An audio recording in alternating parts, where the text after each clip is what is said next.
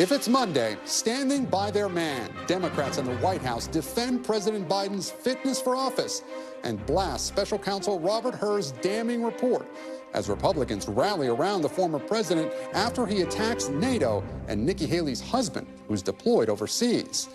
Plus, Israeli Defense Forces release new footage of a hostage rescue mission as key negotiators close in on a potential hostage release deal.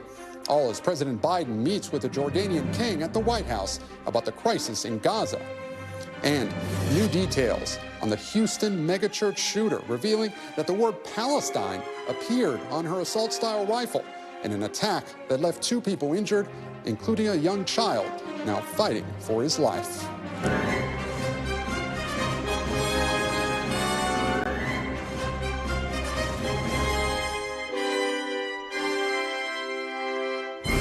Welcome to Meet the Press Now. I'm Gabe Gutierrez in Washington, where we're awaiting remarks from President Biden after his meeting with the King of Jordan, coming as the administration is signaling optimism about a potential new hostage deal in the Israel-Hamas war. We'll bring you the president's remarks when they begin. But we begin today with allies of President Biden and allies of his likely general election opponent, former President Trump, both grappling with their candidate's biggest vulnerabilities. For President Biden, it is his age and concerns about his fitness for office. For Donald Trump, it's his increasingly reckless rhetoric on the campaign trail. Biden administration officials and supporters crisscrossed the airwaves this weekend, trying to rebut and rebuke special counsel Robert Hur's report on President Biden's mishandling of classified documents, a report that also noted some difficulties with the president's memory and his, quote, diminished faculties in advancing age. A loud chorus of Biden defenders are pushing back against that assessment and accusing the special counsel, who was appointed by President Biden's own attorney general, of playing politics. There are literally thousands of people alive in this nation today because Joe Biden is incredibly competent and he's incredibly effective. Robert Hur couldn't make a legal case against Joe Biden, so he decided to make a political case against Joe Biden. What he did was willful, that is Robert Hur. What he did was deliberate. Gratuitous, unnecessary, and inaccurate personal remarks, and those are improper. The most difficult part about a meeting with President Biden is preparing for it, because he is sharp, intensely probing, and detail-oriented and focused. This is a man who is sharp, who is on top of his game, who knows what's going on in the Middle East and around the world. And as he said in his press conference, we should be focused on 2 things. The outcome of this report, he was cleared completely, while Donald Trump faces 40 federal felony charges. Trump allies, meanwhile, are dealing with the latest examples of one of their candidates' biggest general election vulnerabilities, his tendency to create controversy with his comments. At a South Carolina event Saturday, the former president repeatedly questioned the whereabouts of his primary opponent, Nikki Haley's husband, who is currently deployed overseas with the South Carolina National Guard. Haley fired back, questioning Trump's fitness for office, while reminding voters of his checkered past when it comes to his rhetoric on veterans and their families. If you mock the service of a combat veteran, you don't deserve a driver's license, let alone being president of the United States. You mock one veteran, you're mocking all veterans. But this is a pattern, Dana. He's done this over and over again. Whether he went and calls military members suckers, whether he was at Arlington Cemetery saying what was in it for them, why would they do this? The problem with Trump is he's never been anywhere near a uniform. The former president is also facing backlash for new comments ridiculing NATO, as he told supporters how he threatened NATO members when he was president. NATO was busted until I came along. I said, everybody's going to pay. They said, well, if we don't pay, are you still going to protect us? I said, absolutely not. They couldn't believe the answer. One of the presidents of a big country stood up and said, well, sir, if we don't pay and we're attacked by Russia, will you protect us? I said, you didn't pay? You're delinquent? He said, yes, let's say that happened. No, I would not protect you. In fact, I would encourage them to do whatever the hell they want. You got to pay. You got to pay your bills. The response from Trump's allies is one we're familiar with from his presidency. Take a listen. Yeah, I just encourage people not to overreact. I've learned a long time ago not to overreact to what President Trump says or what he tweets. I think that people should take everything he says seriously, but not literally. I take everything President Trump seriously, but I don't take everything he says literally. And so that would fall in that category. Seriously, but not literally. Joining me now is NBC's White House correspondent Monica Alba and NBC's Garrett Haake, who's covering the Trump campaign. Monica, I want to start with you. We saw the president's allies out in full force this weekend, pushing back against the special counsel's characterization of the president. What have we heard from inside the White House? Yeah, Gabe, that's right. We really did see this full-fledged defense over the weekend. It had started with the president, the vice president, the first lady coming out, and we, of course, saw some of those other senior administration officials, cabinet secretaries who've worked closely with the president, try to argue that in their private meetings, when they're dealing with some of the most intense issues, that they have seen a president who is sharp, who is asking important questions, and who really doesn't match up to what special counsel Robert Hur pointed out in his report, alleging that he is really someone who struggles with memory and recall. But today we did see the president take on a strategy we've seen before when it comes to his age. He tried to joke about it and included a new line in reference to much of this conversation when he was making remarks earlier in Washington. Listen. We're promoting clean energy and industries of the future, made here in America, made in America. What I didn't realize, and I've been around, I know I don't look like it, but I've been around a while. I do remember that. So this is a situation where, of course, the White House is now going to mount this continued defense. They're going to be putting out allies and surrogates to continue with this message, but they felt like it was good for the president to come out and address this head on. They feel like that is a best strategy going forward, that he should continue to do that, but really it's the public polling that suggests that this is still a top concern for many voters. Gabe. Yeah, Monica, the president trying to brush it off today. He's also set to speak shortly with the King of Jordan. Is the White House going to try to have the president more out there to dispel these accusations about his fitness? I think what they're going to argue is that through the course of his day job, the president is going to be engaging with world leaders and with the press from time to time, and certainly in other key engagements in campaigning, and that would happen no matter what.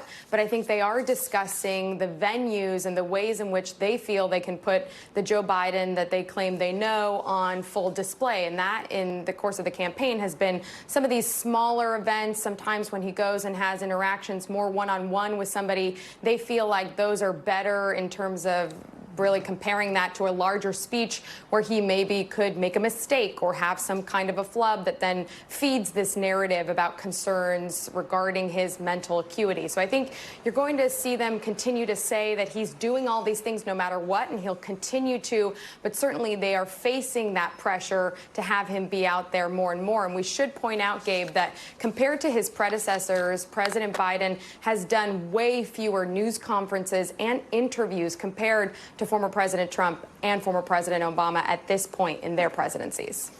Thanks, Monica. Garrett, I want to go with you. So the Chiefs beat the Niners in the Super Bowl, and Republicans are telling us to take Trump seriously but not literally. Does it feel a little bit like 2020? It does, Gabe, but my hair is grayer now than it was back then. Look, they're going to put seriously but not literally on my tombstone, because this is something we've been hearing covering Donald Trump for years now, and it is the favorite kind of fallback here whenever Trump says something that would put him out over his skis or kind of outside the typical Republican positioning on an issue, as his comments on NATO certainly appear to be. But what you've also had today, and really since those comments Saturday night, is this effort to explain Trump in kind of more normal Republican English and less of the kind of MAGA exaggeration that he likes to use. That was what Senator Rubio tried to do over the weekend on Sunday. I think his comments are instructive. He was talking about a story that he talked about happened in the past. By the way, Donald Trump was president, and he didn't pull us out of NATO.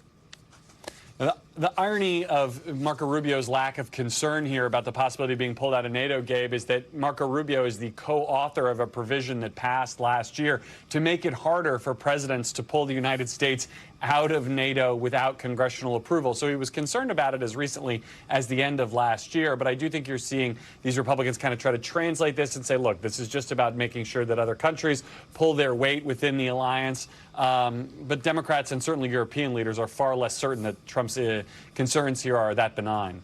You know, Garrett, it wouldn't be the first time that Senator Rubio has tied himself in knots trying to explain former President Trump's comments. But for most candidates, the pivot to the general election involves moving a little bit to the center. That's not what we saw from Trump over the weekend. So clue us in. How are his rallies sounding right now?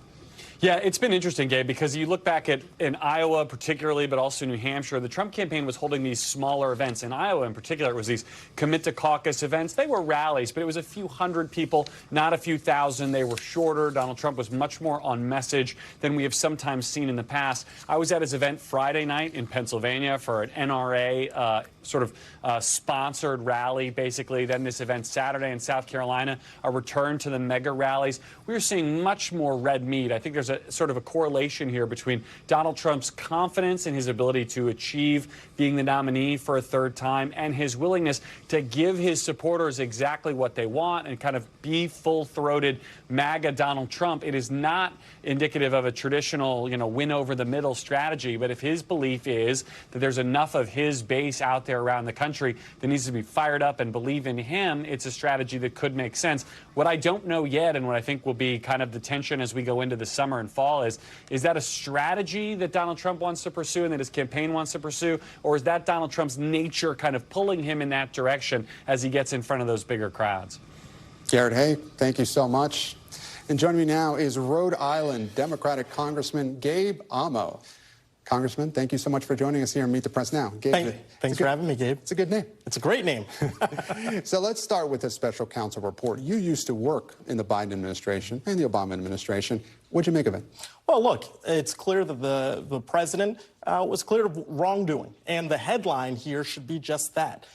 Ultimately, we need to focus on the fact that the choice between President Biden and former President Trump, who has himself mired in a series of investigations, is very clear.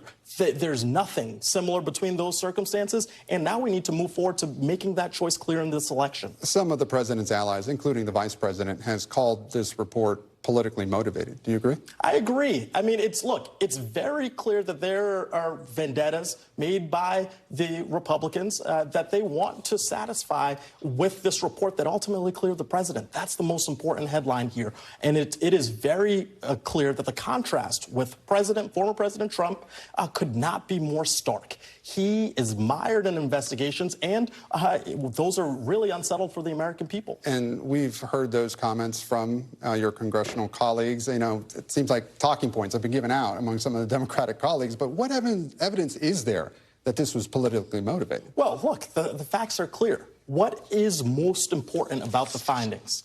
The most important thing about the findings is that the president has been cleared. So we should move on to what the voters need to decide this November between former President Trump and President Biden, who has led us into a historic economic recovery and had produced real results for the American people, putting people over politics. Now, speaking of the voters, in his report, Robert Hur did make the distinction between President Biden's case and former President Trump. As you said, he's facing many criminal counts, 40 criminal counts when it comes to this case, and he allegedly actually hid the classified documents and did not alert authorities, which the special counsel credits Mr. Biden for doing.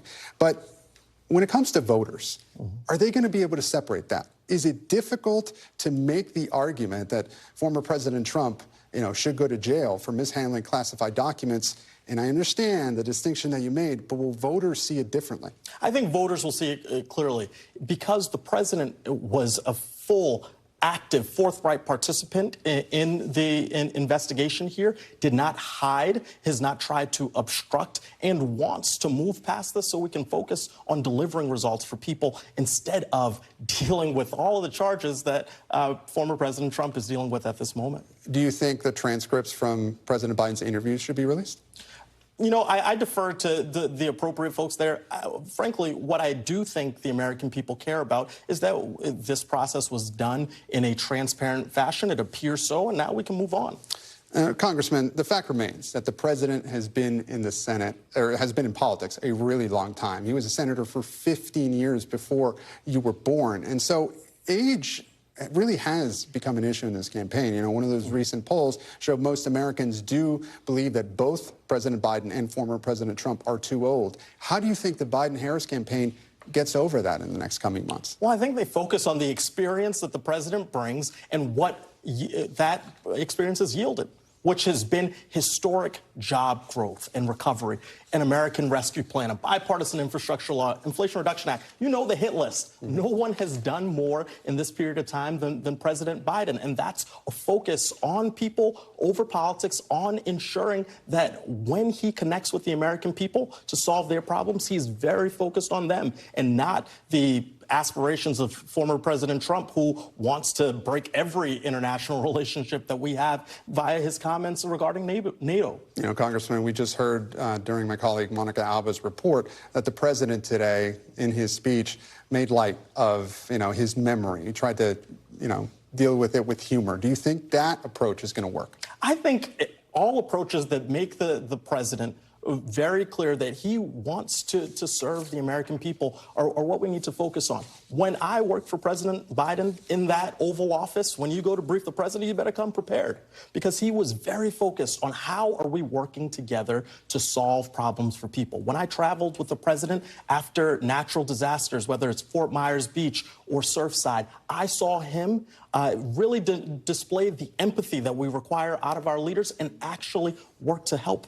Should he be doing more robust events? I think he's going to do a whole range of events. I think you've got to meet people where they are. You saw last night they're on TikTok now, the Biden campaign. Which, by the way, they said they weren't going to be a part of. Yeah. So is that an acknowledgement that they're not doing well with younger voters? Well, I think it's a campaign tool. Look, I'm 36 years old. I know a lot of my peers are on TikTok. Go meet people where they are. You see the president having dinner in the home of some voters. That's important. And he will be in front of podiums, in front of crowds. He will do it all because that's what it requires. He has the capacity and the ability to connect with people more than most politicians I've ever seen. And I look forward to seeing more of it along the campaign trail. You know, the media has talked a lot in the last couple of days whether he should have done a Super Bowl interview. What do you think?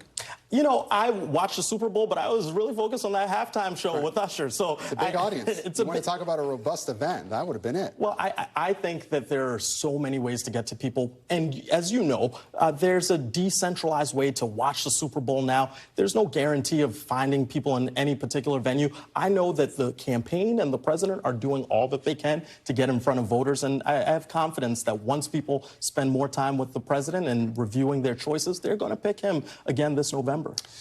Congressman, I want to talk about your day job now and this national security supplemental that has had so many problems in the last couple of weeks and months. Where does this go from here? Well, I am optimistic, and I'm optimistic because Democrats in Congress have really led the way. I am glad that in the other chamber, we have the Senate hopefully moving forward this week. We'll see what comes out of their amendment process, and then I hope that in the House that there's political will out of Republicans to serve our national security interests. So do you think the supplemental should be separated from the border deal?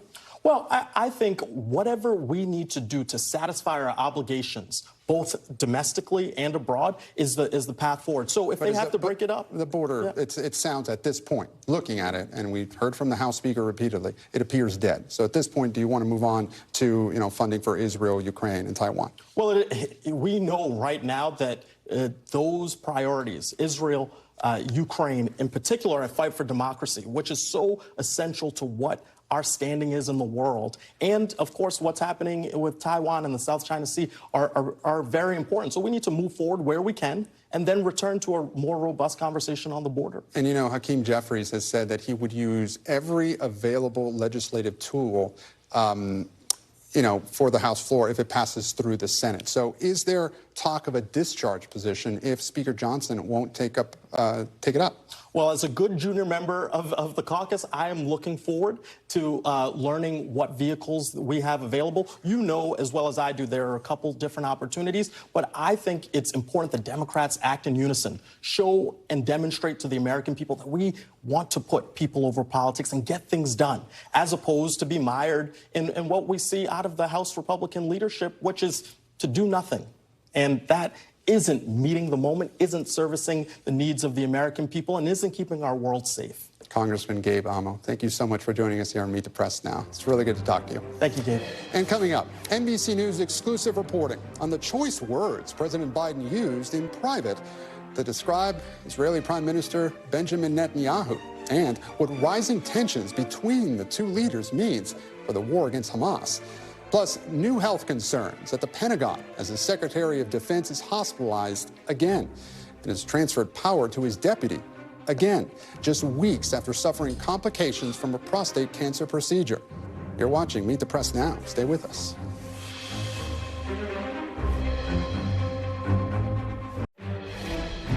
And breaking right now, President Biden delivering remarks alongside King Abdullah of Jordan. Let's listen in. Between Israel and the terrorist organization Hamas. Over 4 months ago, on October the 7th, Hamas attacked Israel in an act of sheer evil, massacring more than 1,200 innocent women, men, and children. The deadliest day for the Jewish people since the Holocaust. More than 250 hostages were taken. 134 are still being held hostage by Hamas. We don't know how many are still alive. The anguish that their families are enduring week after week, month after month, is unimaginable. And it's a top priority for the United States to bring them home. I've made clear the United States shares the goal of seeing Hamas defeated and ensuring long-term security for Israel and its people. After October 7th attacks, Hamas retreated back into Gaza, where its leaders live in underground tunnels stretching for over 100 miles beneath civilian infrastructure, including schools, playgrounds, and neighborhoods. The past 4 months, as the war has raged, the Palestinian people have also suffered unimaginable pain and loss. Too many of the over 27,000 Palestinians killed in this conflict have been innocent civilians and children, including thousands of children. And hundreds of thousands have no access to food, water, or other basic services. Many families have lost not just one, but many relatives, and cannot mourn for them, even bury them, because they're not safe to do so. It's heartbreaking. Every innocent life in Gaza is a tragedy, just as every innocent life lost in Israel is a tragedy as well. We pray for those lives taken, both Israeli and Palestinian, and for the grieving families left behind. Not only do we pray for peace, we're actively working for peace, security, and dignity for both the Palestinian people and the Israeli people. And I'm working on this day and night with the King and others in the region to find the means to bring all these hostages home, to ease the humanitarian crisis, and to end the terror threat, and to bring peace to Gaza and Israel, enduring peace with the two-state solution for two peoples.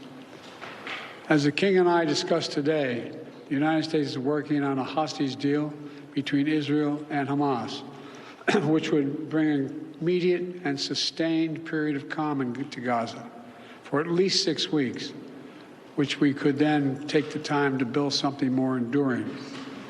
Over the past month, I've had calls with Prime Minister Netanyahu, as well as the leaders of Egypt and Qatar, to push this forward. The key element of the deals are on the table. There are gaps that remain, but I've encouraged Israeli leaders to keep working to achieve the deal. The United States will do everything possible to make it happen. The King and I also discussed the situation in Rafah. As I said yesterday, our military operation in Rafah, the major military operation in Rafah, should not proceed without a credible plan for ensuring the safety and support of more than 1 million people sheltering there.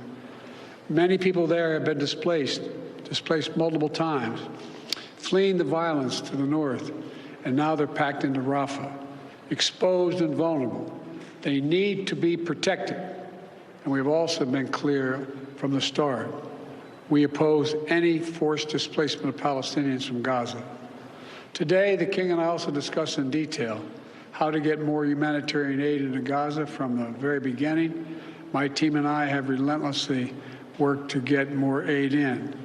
I urged Congress for months to make sure that our nation's support for Israel and also includes urgently needed aid for innocent Palestinians.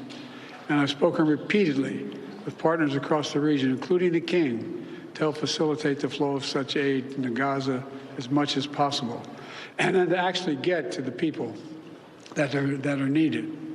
We work to get the Rafah crossing open. We work to get Kareem Shalom open, and we insist that we remain open. Both remain open. We're working to open other routes as well. And we're also working relentlessly to make sure aid workers can get the aid where it's needed once it gets through. I want to recognize Jordan and the King specifically for all he has done to provide humanitarian aid to Gaza, including just a few days ago. He personally got in a plane and helped conduct an airdrop of urgently needed medical supplies into Gaza. I understand that 2 of his children have also joined those airdrops. They help fly humanitarian supplies in. And for years, the Queen has been a passionate advocate for the Palestinian people, particularly women and children. Your family's leadership, Your Majesty, and humanitarian commitment are commendable. And at the same time, we're working to create the conditions for a lasting peace, as we talked a lot about upstairs. With the Israeli security guaranteed and Palestinian aspirations for their own state fulfilled. I say this as a lifelong supporter of Israel. That's the only path that guarantees Israel's security for the long term. To achieve it, Palestinians must also seize the opportunity. As discussed with the King today, the Palestinian Authority must urgently reform so it can effectively deliver to the Palestinian people in both the West Bank and Gaza. Once Hamas's control of Gaza is over, they must prepare to build a state that accepts peace, does not harbor terrorist groups like Hamas and Islamic Jihad. And together, we will keep working to complete what we started, to integrate the region, to bring about peace between Israel and all its Arab neighbors, including the Palestinian state. That effort was already underway before October 7th attacks. It's even more urgent today. No one understands better than our allies and partners in the region, including the King, what we need. I'm grateful to him for his friendship, including his and Jordan's unique role, a custodian of the holy sites in Jerusalem. We're grateful for this friendship. We saw that again just 2 weeks ago when 3 brave American service members were killed in an attack at a military outpost in Jordan, close to the Syrian border, by radical militant groups backed by Iran operating in Syria and Iraq. Since then, U.S. military forces have struck targets in Iraq and Syria. Our response will continue. We're grateful to our partners and allies like the King, who work with us every single day to advance security and stability across the region and beyond. It's difficult times like these when the bonds between nations are more important than ever. And Jill and I are pleased to welcome him and the Queen and the Crown Prince to the White House today. Your Majesty, over to you.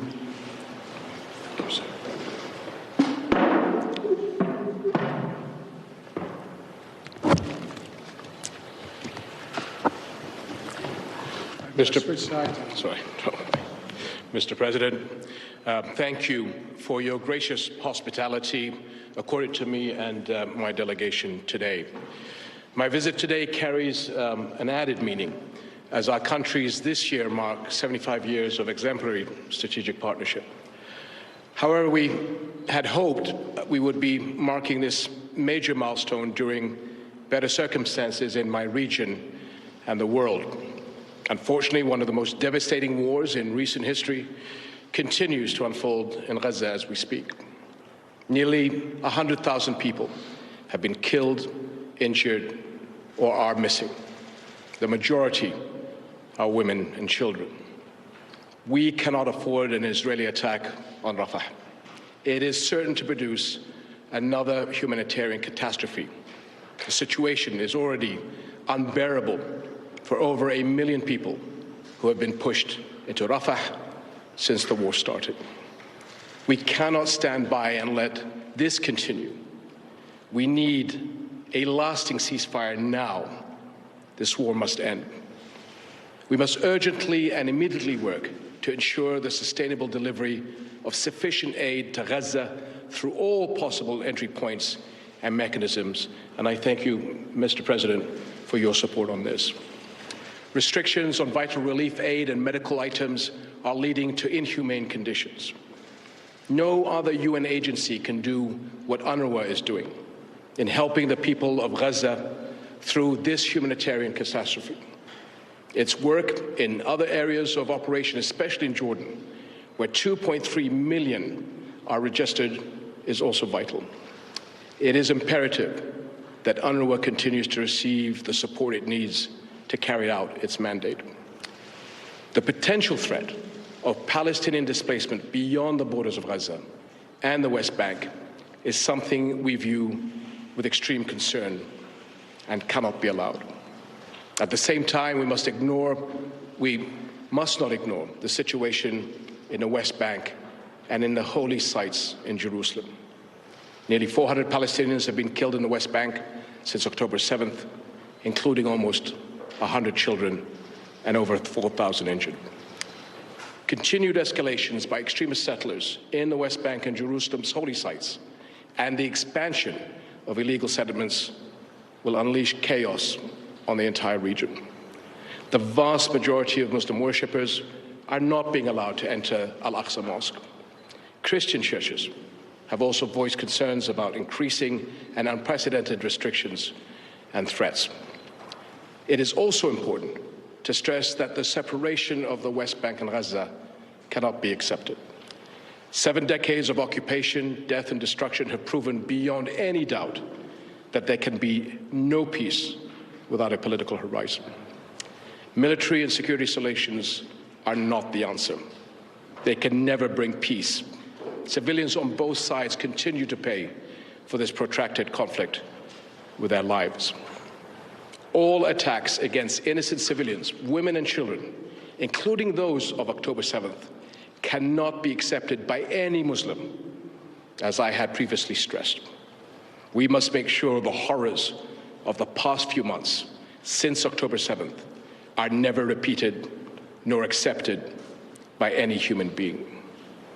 We must together, along with Arab partners and the international community, step up efforts to reach a ceasefire in Gaza and immediately start working to create a political horizon that leads to a just and comprehensive peace on the basis of the two-state solution. An independent, sovereign, and viable Palestinian state with East Jerusalem as its capital, but living side by side with Israel in peace and security. This is the only solution that will guarantee peace and security for the Palestinians and the Israelis, as well as the entire region. Your leadership, my dear friend, Mr. President, is key to addressing this conflict, and Jordan is ready to work, as always, with you towards peace. Thank you.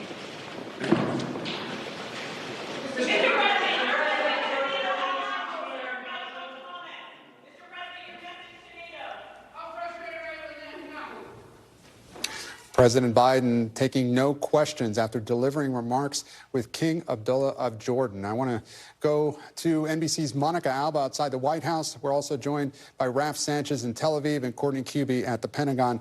Monica, these remarks, at times, if not scolding Prime Minister Netanyahu, then it really seemed at least a warning. The president saying too many of those killed have been innocent civilians. He also warned the Israelis that civilians in Rafah need to be protected. What stood out to you? Yeah, Gabe, really illuminating there some of these key differences and areas of concern. I thought it was notable that the president specifically referenced 27,000 Palestinian lives that have been lost in Gaza. Remember, some weeks and months ago, the Biden administration had cast doubt on the death toll and didn't want to get into the specifics. And so for the president to acknowledge that in the way that he did today was notable. And then, of course, King Abdullah, who has not been shy at all about about his position in calling for a ceasefire. We heard there President Biden saying effectively he's working on trying to get a hostage deal that would open up a 6-week temporary pause in the fighting. And he did say while there are still significant gaps, major obstacles that need to be overcome in order to achieve that he did have hope there could be some progress on that this week in terms of possibly remaining hostages in Gaza being freed as a result of that deal. We know that the CIA director, Bill Burns, is heading for some critical meetings with others in the region on that exact topic. And then, yes, also on Rafah, we know that President Biden in his call with Prime Minister Netanyahu yesterday expressed high concern about what the Israeli military may be preparing for its next phase there, saying you have to have some kind of an evacuation plan for the more than 1 million citizens who are there, who were told to move there for their safety. So all of that, a very key signal to Israel, but also to Arab states in the region that the president wants to continue to tell that he is working on this and wants to see a stop in the fighting and a release of the hostages. Gabe. Monica Alba, and picking up on that point, I want to go to Raf Sanchez in Tel Aviv. Raf, King Abdullah said we cannot afford another Israeli attack on Rafah. At this point, has Israel laid out a plan for where those civilians are supposed to go? They haven't, Gabe, and I was speaking to an Israeli military spokesman earlier. I asked him about that plan, where these civilians are expected to flee to. Remember, Rafah, the southernmost city in the Gaza Strip. The Egyptian border, which is sealed, is to their south. You have the Israeli military to their north. There is some beach line west of Han Yunis, north of Rafah, where people in theory could flee to. But, Gabe, there is no shelter there. We are in the depths of winter here in the Middle East. It's not as cold as it is on the East Coast, but there is regular rain, and you simply cannot expect more than 1 million people to wait on a beachfront while Israel carries out a military operation of undetermined length in Rafah. That's according to UN officials who we spoke to earlier this morning. A lot of concern in the region about what it means if the Israeli military does carry out this threat from Prime Minister Benjamin Netanyahu to head south into Rafah. Now, from Israel's perspective, they are saying Rafah is Hamas's last bastion inside of the Gaza Strip. They say there are at least 4 battalions of Hamas fighters who are hiding in the city. And as we saw overnight, there are at least some Israeli hostages being held there. Israeli special forces bursting into an apartment building at 1:40 a.m. local time, according to the Israeli military. They stormed into a second-floor apartment, rescuing those 2 hostages, Fernando Marman and Louise Har, who had been held for 129 days. They are now at a hospital here in the greater Tel Aviv area. They are said to be in good condition, but the Israeli military carrying out a wave of airstrikes to cover the retreat of those special forces as they pulled out of Rafah. Those strikes killing at least 67 people on the ground, including a number of civilians, according to the Hamas-run health ministry. So while it is a day of celebration here in Israel, those 2 hostages released, there is more mourning going on right now in southern Gaza. Gabe. Now, Raf, U.S. officials say we're getting closer to a hostage deal and perhaps a temporary ceasefire, but we just heard the president there talking about there are still gaps. Do we know what those gaps are, Raf? So one of the perennial gaps, Gabe, has been this question of whether this ceasefire is going to be temporary, hostages released, more aid allowed into Gaza, and then on the other end, the fighting is going to resume, which is what Israel has said will happen. They say they are determined to carry out their war objective of destroying Hamas, and while they're prepared to pause the fighting to get hostages out, they won't end the war. Hamas has said consistently it is not going to release hostages unless it is part of some broader agreement to bring this 4-month war to an end. That is the major gap the sort of zero-sum gap, if you will, between the two sides. There are other issues, potentially what ratio of Palestinian prisoners need to be released in exchange for these Israeli hostages. And as Monica was saying, all eyes this week are on the Egyptian capital of Cairo, where CIA Director Bill Burns is heading to meet with fellow intelligence officials from around the region and see if there is some way to close those gaps. Gabe? Raf Sanchez in Tel Aviv, Monica Alba at the White House. Thank you so much to you both. Now I want to turn to our Pentagon correspondent, Courtney Kube, who has been waiting patiently here. Courtney, thanks so much. You have new reporting about President Biden's frustrations with Prime Minister Netanyahu. What's he saying behind closed doors? Yeah, so it's not a surprise that President Biden is frustrated with Prime Minister Netanyahu. In fact, we've heard that before. But I think what was really striking to our colleagues Carol Lee, John Allen, and Peter Nicholas, as we were reporting out this story, is how President Biden is more openly talking about it in small groups. And frankly, Gabe, some of the frustrations center around exactly what you were just talking to Monica and Raf about. And that is one of the things that President Biden has specifically said is that he believes the U.S.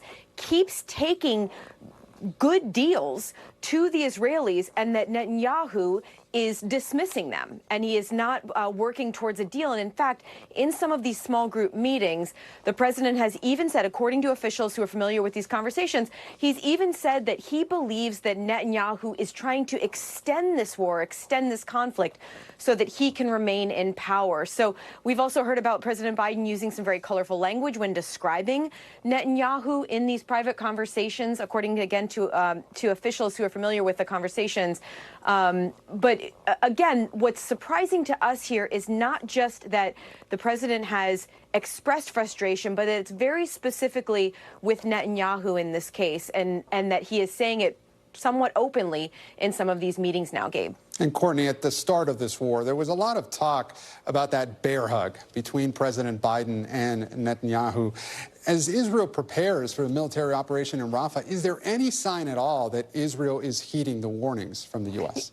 Yeah, and that's another level or another space of frustration for the president, is he feels as if he is still holding Netanyahu and Israel close, the so-called bear hug that we've talked about for weeks here now, Gabe, but that it is not having an impact, that the Israelis are not heeding the U.S. requests or advice or even warnings in some cases. And that is where the frustration really lies, and according to the officials that we've spoken with. And in fact, President Biden getting pretty fiery about this behind the scenes, referring to Netanyahu as that guy or this guy, and at times even in calling him, to put it politely, calling him an a-hole to some of these officials who are familiar with these conversations. But again, this all goes back to a frustration where President Biden for months has believed, according to officials, that he was right, that his theory here of holding Israel close would give the U.S. access and leverage. And the frustration seems to be about the fact that that is not working right now, Gabe. Colorful language indeed. Courtney, before I let you go, Defense Secretary Lloyd Austin back in the hospital. What's the latest on his condition? Yeah, so we found out today that he underwent several non-surgical procedures that did require general anesthesia to address this emergent bladder issue. We don't really know exactly what that is. And in fact, Gabe, we don't even know if it's directly tied to the complications from his prostate cancer surgery back in December. That's one of the questions that the Pentagon is still supposed to get us an answer to. But he went to Walter Reed yesterday. It was a complete departure from what we saw in January with his hospitalization, because in this case, the secretary notified the White House, Congress, Pentagon officials, and even the public almost immediately of his going to Walter Reed. After a series of tests, he transferred authority to his deputy secretary, Kathleen Hicks, late yesterday afternoon around 5 p.m. before undergoing these procedures today. His doctors now are saying they expect a recovery. They do not expect a long-term hospitalization. And in fact, he may even resume his duties. Even if he's in the hospital when doing so, he could resume those duties as early as tomorrow, Gabe. Courtney Kube at the Pentagon. Courtney, thank you. And after the break, the special election that's kicking off the national fight for control of Congress for the seat once held by George Santos. You're watching Meet the Press Now.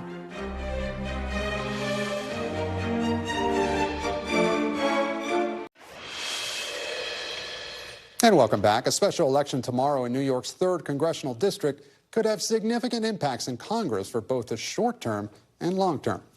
Democrat Tom Suozzi is facing Republican Mazi Pilip to fill the seat that was held by George Santos before he was expelled from Congress.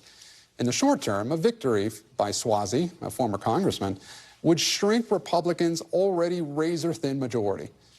And the latest poll from Newsday and Siena College shows Suozzi with a 4-point lead. That's within the margin of error. And in the longer term, tomorrow's election is a test of messaging for both parties ahead of November, specifically on the issues of immigration and abortion, which have been front and center in this race. Tom Suozzi rolled out the red carpet for illegal immigrants. I kicked ICE out of Nassau County. Suozzi helped create our immigration crisis. I'm pro-life. Me, Mazi Melissa Pilip. I am pro-life. Mazi Pilip is running on a platform to ban abortion. And NBC News senior national political reporter Sahil Kapoor joins me now from Great Neck, New York. Sahil, so good to see you. What's at stake nationally from the special election?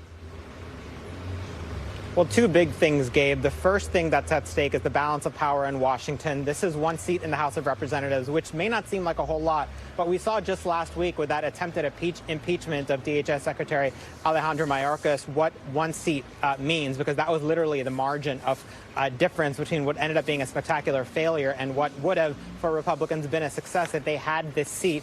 The second thing that's at stake is that this is a glimmer into the national political environment heading into 2024. This district has reflected the national mood since at least 2018, and it's the kind of bellwether district that both parties believe they need to win in order to have a very good shot at taking control of the House of Representatives this fall. How important is it to you which party controls Congress? The both of them need to work together. I don't know. I want a middle. One is too far left, one is too far right. I think that both of the parties are not focused with a clear intention of the majority of the people of this country at this point. And I think that what matters is standing for what the people care about. Now, there are multiple national issues, divisive national issues like immigration, crime, public safety, and abortion that are decisive, that are proving or showing up to be decisive in this race so far, that will be decisive in other districts as well, Gabe. One unifying factor for voters here, whether they're supporting Tom Suozzi or Mazi Pilip, is a shared embarrassment in George Santos. The fact that he was elected for 1 year, didn't have any committee assignments before he was ultimately indicted on 23 counts, disgraced, expelled from Congress. Republicans are trying to wash the stench of George Santos off their party brand, seeing him as a major liability in what in Nassau County has been a pretty good last few years for them, Gabe. Sahil Kapoor in New York, and the embarrassment for George Santos. Apparently that's something that can bring people together and everyone can agree on. Sahil, thank you. And joining me now on set is Eugene Scott, senior politics reporter for Axios, Adrienne Elrod, former senior aide in the Biden-Harris campaign, and Sarah Chamberlain, president and CEO of the Republican Main Street Partnership. Thank you all so much for joining us. Eugene, I want to start with you, and let's go back to what we were talking about at the beginning of the program. You know, here we are in the presidential race, and is this going to be where we're at 7 months ago? You know, President Biden is going to be 81. Donald Trump is still, you know, his rhetoric isn't going to be toned down at all. This snapshot right here, when we're talking about President Biden's age and talking about former President Trump saying something outlandish yet again, is this what we have to look forward to? Well, the only way, should I say, that could change is if the former president stops saying outlandish things and the current president stops aging. Neither of those things is going to happen. Exactly. Right? And what would need to happen to convince voters on, you know, outside of these two individuals' camps that these issues are not actually issues is for their teams to somehow figure out a way to message to those voters who are concerned about these things in a way that communicates that this is not as big of a problem as voters repeatedly tell us it is. Now, Sarah, speaking of messaging, you know, Donald Trump could have had an easy weekend just basking in the fallout of the Her report. He, of course, did not. He never does. He never does. No. What can that be changed? Does the Trump campaign, can they rein him in? No. This is who he is. He loves doing this. He loves doing it for the applause. He loves doing it for the controversy. He loves the fact that we are now talking about it. So no, this is his campaign. There's no doubt. Well, Adrian, and I want to talk about Democrats, though, and they, over the weekend, talking about messaging, a lot of Biden surrogates really came out and said the same thing, similar talking points, calling the special counsel's report politically motivated. Can Democrats credibly make that argument, though, when they've been saying for so long that Donald Trump can't make that argument in his case? Now, I know the special counsel made a distinguish the two cases, but will voters see it that way? No, and that's why they can. I mean, look, James Comey started the precedent. You know, obviously it was a slightly different situation because he was the FBI director, but he started the precedent, unfortunately, of using his own political opinion to make an ultimate determination on where, I mean, that was not why Hillary Clinton was not recommending criminal charges, but the fact that he stood on his own bully pulpit for 15 minutes and ridiculed her and then said, oh, by the way, we're not going to recommend that charges go forward. He set the precedent to make it seem like this is acceptable. But look, the bottom line is this. I am going to slightly agree with my friend Eugene on this for a second, because I don't think that we're going to be talking about Biden's age at this point 7 months from now. I think we're going to be talking about the danger that Donald Trump presents to our country. I think he's going to say far more crazy and egregious things that put us in a very perilous situation. And I think Biden's age is going to take a massive backseat to the crazy things that Donald Trump is saying and the way he would govern as president again. I take your point, but it's not just the media talking about President Biden's age. We all saw that poll from this week in the ABC News Ipsos poll. Most Americans think that not only President Biden, but actually former President Trump, both of them are too old to go for a second term, but the numbers are much higher in terms of, you know, voters who feel that way about President Biden. How do Democrats get over that? Well, I think, again, when you look at that poll, yes, maybe a majority, significant majority of voters think that both Joe Biden and Donald Trump are too old, but that doesn't mean that they're not going to vote for Joe Biden. That is the thing. It's the same with the approvals and disapprovals in polls. Just because you're approving of somebody or disapproving of somebody doesn't necessarily dictate how you're going to vote. Same with the age factor. And we put these two candidates against each other. The contrast could not be more clear. And as you know very well, because you've covered a lot of elections and campaigns, the campaign will be decided, the election will be decided by a small sliver of the electorate. And those independent swing voters are going to want someone who's going to govern, continue to govern effectively, as opposed to somebody who's going to govern erratically. And a small sliver of voters, as you mentioned, Adrian. Eugene, I want to pick up on that point. You know, Donald Trump right now is running a campaign of revenge. Joe Biden is running a campaign of fear, fear of Donald Trump. Are voters just going to throw up their hands and just not turn out? We were talking about how critical that small amount of voters is. For Joe Biden supporters, will they just get frustrated and not show up? Tomorrow, I'm talking to voters with the Axios Swing Voter Project, and it's voters who backed Trump in 2016 before swinging over to Biden in 2020. And a lot of times when we talk about swing voters, we think of people who are going to go back and forth between Republicans and Democrats. But more often than not now, it's people who are going to decide to actually stay home or vote. Now, what we have seen is that the majority of these voters actually do not want to swing back to Trump. They just still haven't been given a strong enough reason to turn out, should I say, for Biden. And so whether or not they actually turn out depends on what the current president says about the former president in terms of whether or not these people should show up for him. Now, Sarah, I want to play some more of former President Trump's comments about NATO. Actually, not the comments, but the reaction to them. Let's take a listen. So what do you say to our NATO allies in Europe who are worried about a potential invasion from Russia, like Trump mentioned? I would be worried. I would be very worried, especially if they don't have 2% of their GDP in defense. So I think it's very important what Trump was saying, that they need to pay their fair share and they need to pay their way. I think it was a mistake to say he would encourage Russia to attack them. That was a careless remark and shouldn't have been said. Now, some Trump allies, say to take him seriously, but not literally. But there are some Republicans who are taking him literally. At what point should he be taken literally? There are a lot of Republicans that agree with him in his comments of NATO. I think Donald Trump has shown us he's a lot of rhetoric. Sometimes he should be taken literally, but usually it's just he loves the reaction. I mean, he says stuff just to see if we can start talking about it. I don't think the NATO thing is going to be realistic. I do think he wants everybody to pay their fair share, but I do not think he expects to turn Europe over to Putin. I think that will not happen. And Adrian, as we're running a little bit low on time here, but you were talking about what the Biden campaign needs to do in the coming months in terms of messaging. Are they putting him out enough? Is he doing enough interviews? Is he doing enough media appearances? We, of course, saw that news conference on Thursday night. Do they need to put him out more? Yeah, I do, and I think you will see him out there more. I think Biden is at his best when he's pressing the flesh, going to states, meeting directly with voters. So I think you're going to see more of that. And I think you're going to see more interviews, for sure. I have no doubt. And, obviously he made a couple gaffes Thursday night. I know he wishes that he had not, and some of the campaign staff and the White House staff wishes he had not either. But let's also remember that Donald Trump twice over this weekend gave 2 major speeches and made multiple gaffes that paled, that his comments did not get nearly half the attention that the Bidens did. Well, to be fair, the Donald Trump comments got a lot of attention today, but point taken. Okay, President all right. Biden's. They did. Good. Thank you all so much for joining us. We really appreciate it. Eugene, Adrian, and Sarah, really appreciate you joining us here on Meet the Press Now. And I'm Gabe Gutierrez. I'm back here tomorrow with more Meet the Press Now. The news continues with Hallie Jackson right now. Thanks for watching. Stay updated about breaking news and top stories on the NBC News app or follow us on social media.